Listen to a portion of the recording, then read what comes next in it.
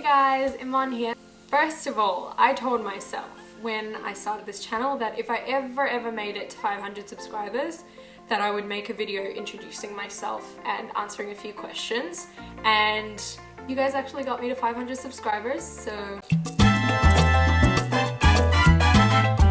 But seriously, thank you so much. I really appreciate it. I wanted to start with why I started figure skating. When most people find out that I do figure skating as a hobby or a sport, their first question is, why though? Because it's not the first thing you think of. You think of maybe hockey or basketball or something like that. I began figure skating last year around the end of August. Up until that point, I had gotten into my studies and I was finding that I just lacked a motivation and I lacked a passion. I saw an anime called Yuri on Ice. Yes, this is Victor. I got him for my birthday. I'm 22 years old. I started watching Yuri on Ice because I love anime. I adore anime. The reason I liked Yuri on Ice was not just because of the genre or because Victuri. It was because of the main character, Yuri. He kind of has all the skills and all the potential to get gold and silver medals, but he always bombs out because he's kind of having an internal fight, and that just gives him this unconfidence and the fear that just makes him choke when push comes to shove. And the fact that Victor comes along and shows him that when he clears his mind and puts his heart and soul into something, he can achieve what he wants to achieve. And that's what I find really inspiring about that anime. I love figure skating. I got onto the ice because Yuri on Ice inspired me, but I stayed on the ice because I became addicted to it. I can't explain it. It's just such a high without drugs. You just get on the ice, you work on a skill, and you just keep working at it until you get it, and then you start a new skill. There's no finish line, but it's so rewarding. I love it because it takes my mind away from everything. I also thought I'd answer some questions that I get a lot on my channel. So first of all, how old am I? I am 22 right now. I started skating when I was 21. Another comment that I get a lot, which I found really funny because I get it in real life so much, is, whoa, you don't look like an adult. You look like 16. Thank you. Thanks. When I'm 30, you can comment again and say that I look 20. That'd be great. I turned 18 and that was about it. I remained like a tiny walnut. I just never grew. And another thing is lessons. How many lessons a week do you get and how often do you go to train? I go once a week. Every Sunday or Saturday, I have a 45-minute group lesson in the morning and a couple of hours of public skating afterwards. Every second week, I get a private lesson for about half an hour. I wish I was richer and I wish I had more time, because if I could, I would go every single day. It's hard because I'm studying and I'm working, so I don't unfortunately get a lot of time left over or energy. When I do skate though, I skate as hard as I can. Group lessons versus private lessons. I think group lessons were good to help me get the basics and find my feet on the ice. Private lessons were for when I had the basics down, kind of, and I wanted help with my technique. Like, I didn't want to learn jumps or spins without someone teaching me what to do correctly and what not to do. So it's a personal preference. You can start on day one with private lessons. It's different for everybody. It was more like a money thing as well. Coaching is really expensive. I thought I'd get the most out of the group lessons, which are great value for their money, and progress quickly at that, and then move on to private lessons later. A lot of comments have posted and said, I'm this age, is it weird or am I too old to start skating? The answer is no. No way. Go out there and live your dreams. Do it. With skating, it rewards those who work hard, and it rewards people who focus on implementing their feedback, who take care of their body, who put their all into training. The ice rewards those who work hard and don't hesitate. Go out there and live your best life. Wear tons of protective equipment. I feel invincible when I have my knee pads on. Yeah, just go out there and do it. You will regret cutting yourself off from something that you've never even tried, because you never know what potential you might have had to succeed in it. If you go there and realize it's not for you, that's okay. But at least you tried it, and let yourself decide. Don't cut yourself off before you give something a try. How long did it take you to get comfortable on the ice? I can't answer that with a date or a time. It's so relative. Personally, I started to get comfortable on the ice around the 4/5 month mark.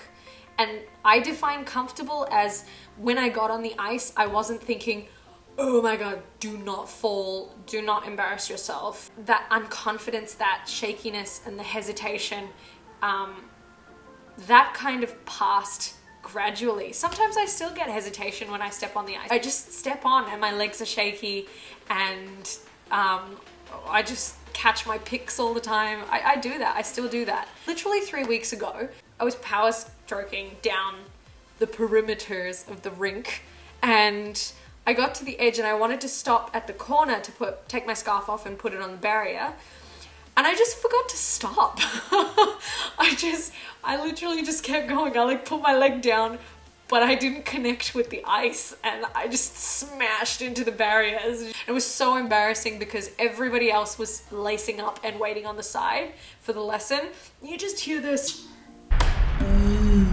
That's me on the barrier. I was literally hanging over the barrier. That happens to me still. I don't think you can ever get comfortable on the ice. You can just be less afraid on the ice. Please don't let that discourage you. It's not supposed to be demotivational. I think it's super important to know your edges, be able to do your basic turns, be able to glide on your outside and inside edges, know how to do your 3 turns and mohawks, swizzles, slaloms, power pulls, tap toe 3 jumps, waltz 3s. They are very important edge exercises that are going to help you get deeper into the ice.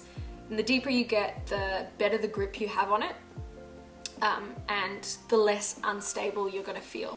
Another thing with improving how comfortable you are with your elements on the ice, practicing what you're bad at. It's very logical to practice things that you're not good at so you can get better at them. One person at my rink, he always tells me that practice your bad side twice as much as you practice your good side. We all like to practice what we're good at, but we don't like to practice what we're bad at.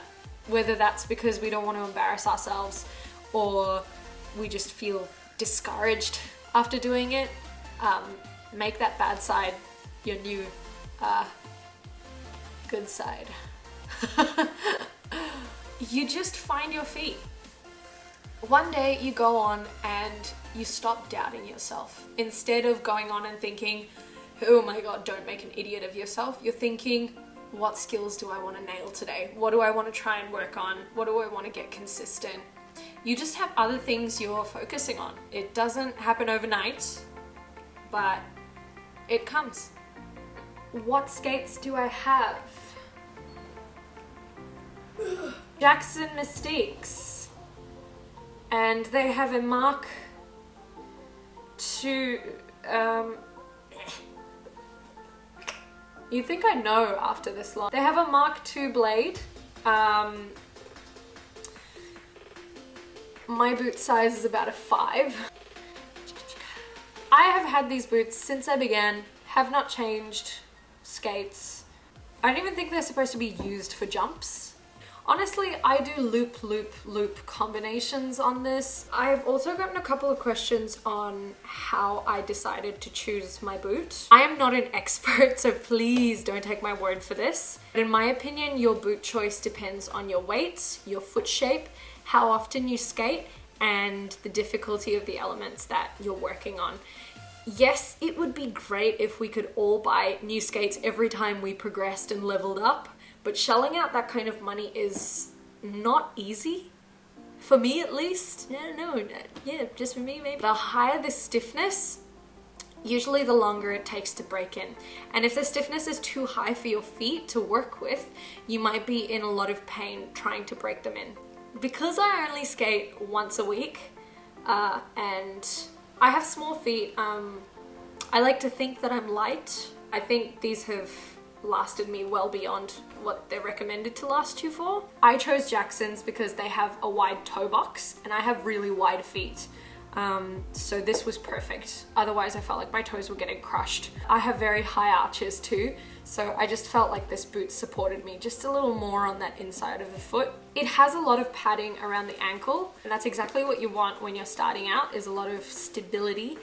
I see a lot of new skaters who let their feet drop in, so they get on the ice and they go like that, and they're like skating like that. Don't do that. It's very bad for you. Once you switch up to proper skates, you kind of correct those tendencies. It does all the things it's supposed to do. It has all the necessary edges, the grooves, and the pick has just enough power for a beginner.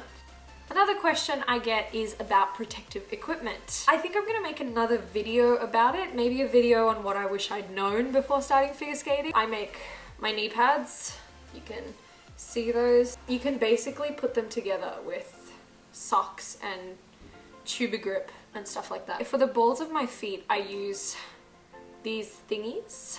They basically just protect my bunion from getting wrecked by my boot. One question I got earlier was, do you need to be flexible?